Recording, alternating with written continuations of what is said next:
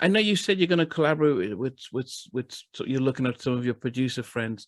What about artists, vocalists? Would you then be able to get Carl and Dave to do some stuff Oh as a yeah, man. feature? I'm gonna have some artists on this joint too. You know, I'm gonna reach out, man. I'm reaching out to some people. One thing I've never done on my projects is had a lot of features. And the reason why I don't like to have a lot of features is because, again, when you go to concert, people expect those people to be there. You Yeah. know, and you can't sing the whole song and you can't do certain things because the other artist is not there.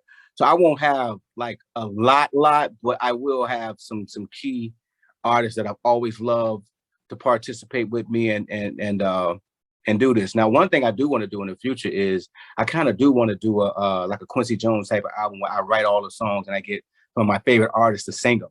Because I've always wanted to do something like that, like just make an album where, you know, it's not about me, but it's about me showcasing my friends on my songs, you know. And so that's what I would love to do one day, you know, and that's definitely something I will do. Yeah, I mean, we love that Q joint. Yeah, there was Heaven's Girl that he did with featured Charlie Wilson, Aaron Hall, R. Kelly, and I think Ron Isley. I mean, yeah, that type of Q joints and stuff like that. Yeah, it's very. Is that what DJ Khaled does? Where he sort of does an album, but everyone else is on it, and he does that type of presenting, you know, doing the stuff and presenting other people on it. Is that what who do? DJ Khaled. He's Khaled. Oh yeah. So, yep. Same type of vibe. You know what I'm saying? Except for, you know, I'll be writing the songs and I'll be producing the song. They're just gonna sing. Yeah. And you know, I might jump on one or two, you know, and jump on it, but at the end of the day, it's really about just me showcasing my friends and showcasing my songwriting abilities to be able to write something that fits these different artists, but it still all sound like a Donell Jones record, but with different artists on it, you know?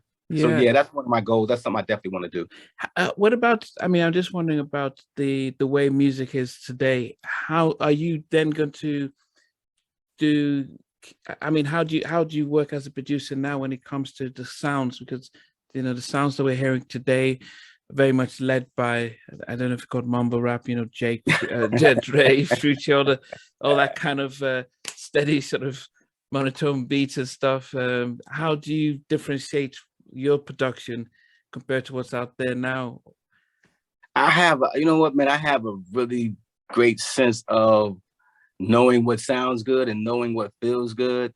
And I've been able to mix the two seamlessly without it feeling like I'm doing too much or without it seeming like, oh, he's stepping out, he trying to be young. I know how to blend the two where it still sounds like me and it still sounds musical, but it still has an edge, you know? Yeah.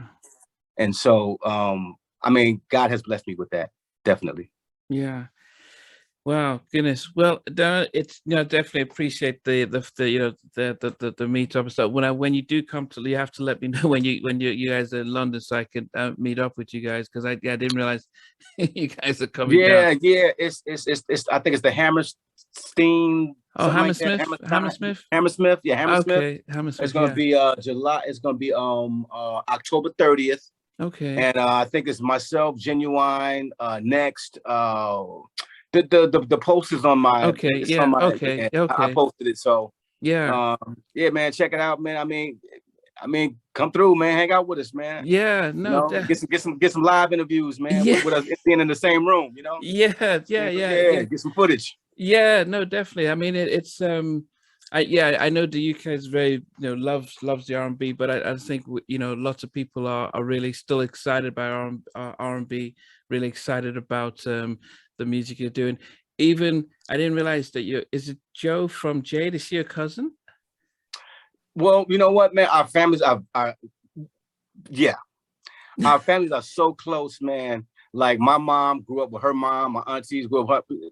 We are very, very close. I'm talking about like super close. Okay. So yes, I would consider her my cousin because our families are very much connected, you know, from the top to the bottom, man. So yes, man, she's been such an inspiration, man. Because, you know, she made it first.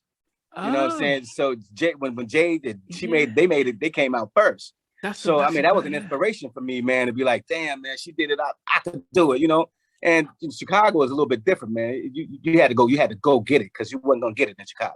yeah. And so when I seen her do that, man, it just inspired me to work hard and try to do the same thing. And you know, God willing, it happened. Yeah, because I see that they're working together, trying to come back as Jade and stuff like that. Would there be any chance of collaboration? Man, look, I'm open to collaborate with anyone who is willing to open their hearts to me, man. And she's definitely one of them. I think she came over here probably about maybe a month or two ago, and I played some stuff for her. I'm just waiting on them to get the group situation Okay. happening, and then we can make it happen, man. For real, man. She's a Yeah, beautiful soul. yeah, yeah. Okay. And then I've 702 reached out to you to say, can you give us another hit? Man, I would be willing to work with them. I don't know exactly what they're doing as far as group wise, but if they ever got back together and wanted to do a record, I'd jump at the chance to write something for them. I mean, one of the artists that I really, really want to work with, and I know she already has a camp, and I know she's already, you know, has her crew who does stuff for her, but Summer Walker, man, I would love to write a song for Summer Walker, man. I think she's so dope, so beautiful, has a dope personality, and she could sing her ass off, man. Like she could really sing. So I would love to maybe one day work with her as well. Yeah, there's a group like that. Summer Walker. There's Nia Long. There is Jasmine Sullivan. There is I Her, can't her. Yeah, there's the other one another that one, did Pressure. I can't remember her name now. Who did Pressure? Ari Lennox. On Lennox. Yeah, Yeah, she's another one. She's another one I would love to work with, man. Amazing talent, man. Beautiful girl, man. She has a lot of soul, and I just love her whole vibe. Yeah, it seems as if the females, even SZA and stuff, it seems like the females are holding it down with R&B more so than the males. I mean, there's few males, but not as prominent as the females. Any reason why? Let me try to break it down to you. And because what the females are doing, they're talking about love. They're talking about what they're going through.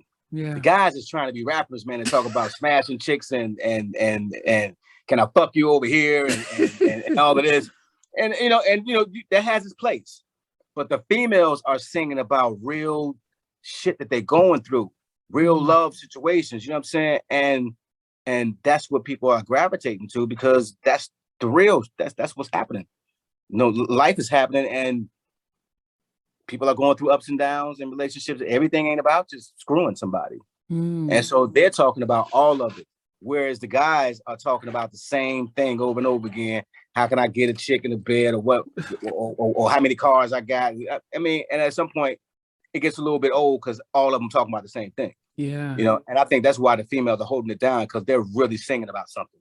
Yeah. Yeah. And the one thing people will be known that you're very consistent about the message of love in music and how much of a difference that makes and stuff. And it's true, the females do talk about either broken relationships or you've messed me over and I loved you and stuff. And I think people are resonating to that. It is, man. These guys, man, they too hard. Man, they too hard to say, man, she hurt me. I'm hurt. You know what I'm saying? Like, man, I go to sleep and I think about her. These guys, they too hard to sing about that, man. They want to be rappers, man. You know what I'm saying? And that's not really R&B. R&B is when you can put your heart on your sleeve and you can talk about some things that you're really going through. Guys hurt too. We got feelings too. You know what I'm saying? We go through ups and downs too. You got to put it on record. You know what I'm saying? You can't be looking like you're hard all the time. That's not realistic. Well, we look at someone like Tevin Campbell's "Can We Talk." It became a massive global viral thing because people like, you know, that sense of first love and, you know, that everyone went back to that and how much we kind of connect with those type of simple lyrics about meeting somebody, wanting to talk, feeling a little shy, not sure where it's going to go. And when it comes from a guy, it's like, yeah, we've all been vulnerable, but then, and we see the success of Babyface because he wrote about that all the time and his songs are timeless. But, you know, but I guess, as you said, the guys today, they're looking at Drake and Future and thinking, I need to be in that lane because that seems to be where all the money is, and that's where the viral stuff is. But it doesn't. It's an imitation of stuff that they've already been done. It's already been done. And then who's gonna play that stuff? I'm talking about as far as the R&B guys. Now the Drake and them, they have their own lane. They're doing it, and they're great at it. And sometimes Drake sings about heartbreak and stuff like that more than the singers do. You know what I'm saying? So he has songs that, you know what I'm saying. So, but as far as the guys are concerned, man, they just gotta just step it up, man. And there's nothing wrong with being vulnerable. You know what I'm saying? I mean, again, you can't play hard all the time because it is an act. Yeah. You know what I'm saying? Because you can't tell me that you're this guy 24/7, like you ain't never been hurt, you ain't never touched, you ain't never loved. You know what I'm saying? I mean, you know, everything can't be hard. Yeah. Well, Donell, it is 1 o'clock in the morning, and I've got a clinic in the morning. But I appreciate it's very good to catch up with you and stuff. All right, my brother. Good to see what you're doing, and definitely I'll keep in touch before you guys come to the UK so I can make sure I'll meet up, because Hammersmith, I lived down there for 10 years and I'm still, so it's not a hard thing to get down there and stuff. But I appreciate the time, and I will be watching to see what happens with Elevate and keep everyone posted on that as well. I appreciate you, man. And man, it's been great. Yeah, thanks, Donell. We'll keep in touch. All right, now. Take care. Peace. Thanks for watching. Please remember to subscribe to the channel, but most importantly, to press the notification bell so that you can be notified when we do have a new interview. Loads to come, but thanks a lot for watching.